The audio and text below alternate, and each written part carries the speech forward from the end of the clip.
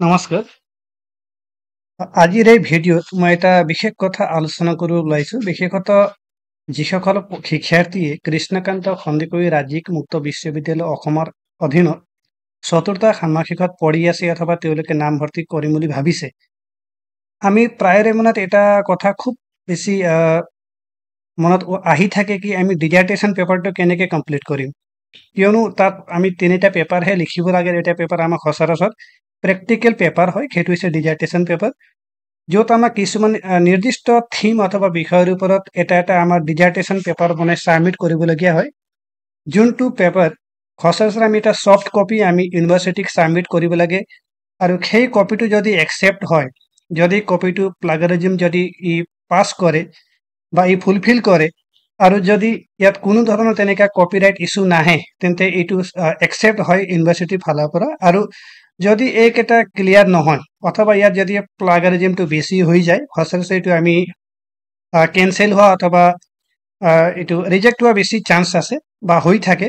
এই যিটো ময়ো বৰ্তমান যেতিয়া এই 4th ছেমিষ্টাৰত এই ডিজাৰ্টেশ্যন পেপাৰ বনাইছিলোঁ, তো মই কেনেধৰণে মই ইয়াত পেপাৰটো বনাইছিলোঁ বা মই কোনকেইটা টিপছ লৈছিলোঁ যাৰ বাবে মোৰ পেপাৰটো একচেপ্ট হ'ল অথবা মই ইণ্টাৰভিউলৈকে গৈ পালোঁ, সেই বিষয়ে কিছু আপোনালোকক ইয়াত শ্বেয়াৰ কৰি ওলাইছোঁ। তো ইয়াত আপুনি চাব পাৰে,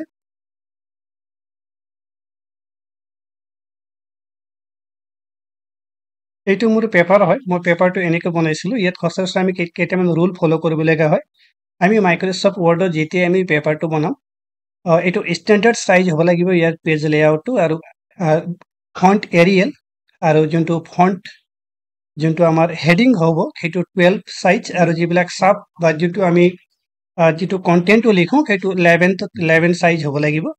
আৰু বাকীখিনি আমি ইয়াত পেজ বৰ্ডাৰ আমি এপ্লাই কৰিব পাৰিম, সেইকেইটা আমি কৰিব পাৰোঁ, অথবা পেজ নাম্বাৰিং আমি কৰিব লাগিব। সেই গোটেইখিনি বহুত সেইটো আমি সেইটো এটা কৰিবলগীয়া হৈ যায়। তাৰ উপৰিও এতিয়া আমি পেপাৰটো যেতিয়া বনাওঁ, ইয়াত আপুনি চাব পাৰে মই লিখিছোঁ a dissertation of India in its role in peace keeping movement during the ongoing Russia Ukraine war. তো মই এই বিষয়ত মই এই পেপাৰটো লিখিছিলোঁ। পোনতে মই অসমীয়া মাধ্যমৰ এজন ছাত্ৰ আছিলোঁ, কিন্তু মই যেতিয়াই ইংৰাজী মিডিয়াম স্কুলত পঢ়াবলৈ ল'লোঁ, তাৰপিছৰ পৰা মই ইংৰাজীত কিছু ইংৰাজীৰ বিষয়ে ধৰক ইংৰাজীত মই কিছু লিখিব বা লিখা যোনটো স্কিলটো মোৰ বৃদ্ধি পাইছিলে, আৰু মই ইংৰাজীতে লিখিব আৰম্ভ কৰিছিলোঁ।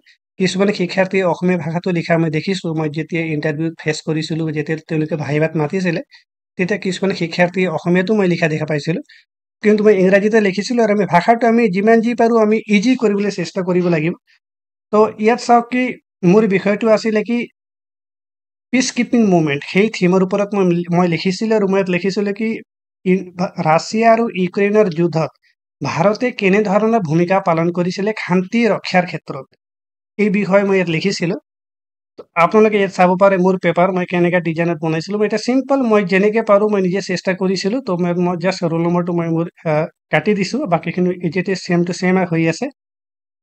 তো প্ৰথমে মই নিজৰ ছাবমিটেড বাই মোৰ নিজৰ নামটো লিখিছোঁ, আৰু ইয়াত মই আণ্ডাৰ ছুপাৰভিজন অফ আমাৰ ধ্ৰুৱজ্যোতি ছাৰ, তেখেতে মোক খুব হেল্প কৰিছিলে, তেখেতৰ নামো লিখা আছে। ইয়াত আমি এইকেইটাহে চাব লাগিব কি ইয়াত যাতে ইউনিভাৰ্চিটিৰ লগটো নাহে, সেইটো আমি মন কৰিব লাগিব।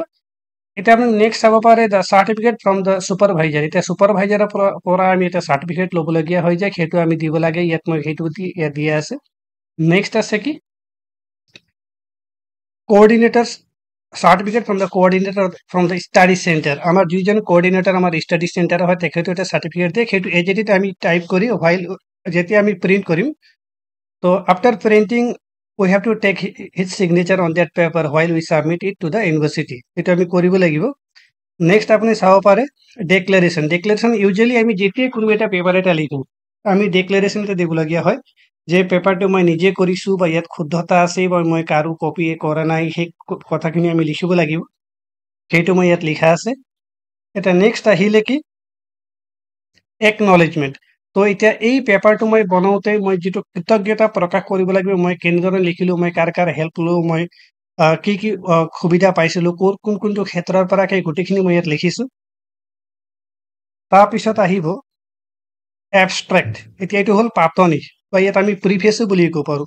তো প্ৰিফেচ ধৰক আমি এই আমাৰ যোনটো পেপাৰ, ইয়াৰ ইয়াৰ মূল সাৰাংশ কোনটো সেইটো আমি ইয়াত লিখিবলগীয়া হৈ যায় সেইটো মই ইয়াত লিখিছো নেক্সট আহিলে টেবুল অফ কন্টেন্ট এতিয়া ইয়াত গোটেই সূচীপত্ৰ ইয়াত কোনকেইটা বিষয়ৰ ওপৰত আমি মই কোনকেইটা বিষয় ইয়াত ইনক্লুড কৰিছো বা মোৰ চেপ্টাৰ কোনকেইটা কি আছে সেই গোটেইখিনি ইয়াত লিখিছো ইয়াত আমি মেইন মন কৰিবলগীয়া কথাটো হ'ল ইয়াত introduction review of literature methodology of research background তেতিয়া এই গোটেইখিনি পেপাৰৰ বিষয়ে লিখি লাষ্টত নিজৰ কনক্লুজনটো দি গ্লোজাৰী ক্লোজাৰী মানে ইয়াত আমি যোনকেইটা শব্দ ব্যৱহাৰ কৰিছো সেই শব্দৰ যদি শব্দকেইটা নতুন হয় তাৰ অৰ্থকেইটা লিখি দিব লাগিব বিব্লিঅ'গ্ৰাফি মই কোনকেইটা কিতাপ বা অন্যান্য সমলা সহায় লৈছিলো সেইটো ইয়াত লিখিব লাগিব আৰু এপেণ্ডাইজ ধৰক কিছুমান আমি এপেণ্ডাইজ দিবলগীয়া হয় যেনেকৈ ফটো হওক ইণ্টাৰভিউ শ্বেডিউল বায়'ডাটা সেই গোটেইখিনি ইয়াত ইনক্লুড কৰিব লাগিব তো মোৰ পেপাৰটো আছিলে এনেধৰণৰ তো আপোনালোকৰ কিবা যদি অসুবিধা আছে বা তেনেকৈ কোনো কনফিউজন থাকিলে এই ডিজাৰ্টেশ্যন পেপাৰত আপোনালোকে মোক কমেণ্ট কৰিব পাৰে তো মই নেক্সট ভিডিঅ'ত মই সেই বিষয়ে আপোনালোক ক্লিয়াৰ কৰিবলৈ চেষ্টা কৰিম তো এইটোৱে আছিলে এটা জাষ্ট এটা এক্সাম্পল মই আপোনাক দিব বিচাৰিছিলোঁ যে পেপাৰটো কেনেধৰণৰ হ'ব লাগে বা কি কেইটা আমি ৰুল ফ'ল' কৰিব লাগিব সেই গোটেইখিনি মই ইয়াত দিছোঁ তো আশা কৰোঁ ভিডিঅ'টি আপোনালোক কিছু হ'লেও এটা হেল্প কৰিব তো যদি কিবা অসুবিধা পায় আপোনালোকে এই পেপাৰ বনাওঁতে আপোনালোকে কমেণ্ট কৰক মই নেক্সট ভিডিঅ' এটা বনাই তাতে এই গোটেইখিনি আকৌ এবাৰ ধুনীয়াকৈ এক্সপ্লেইন কৰি মই দিবলৈ চেষ্টা কৰিম তো এইবাৰ চাই লওক পেপাৰটো ঠিক এনেকৈ আছিলে তো যিমান পাৰি ভাষাকেইটা সুন্দৰ আৰু সহজ ভাষা ব্যৱহাৰ কৰিব লাগিব যাতে পেপাৰটো ইজিলি ছাবমিট হয় আৰু এটা কথা মন কৰিব লাগে যে আমি যিকেইটা চ'ৰ্চৰ পৰা কণ্টেণ্টখিনি লৈছোঁ সেইটো যাতে হুবহু কপি কৰা নহয় সেই একেটা কণ্টেণ্টকে আমি ভাষাটো চেঞ্জ কৰি নিজৰ ভাষাত লিখিবলৈ চেষ্টা কৰিব লাগে তো ধন্যবাদ এইটো আছিলে master degree 4th semester dissertation paper কেনেকৈ বনাব লাগে সেইটোৰ বিষয়ে এটা ধাৰণা মই দিবলৈ যত্ন কৰিলোঁ সকলোকে পুনৰবাৰ ধন্যবাদ জনাই ভিডিঅ'টো সমাপ্তি কৰিলোঁ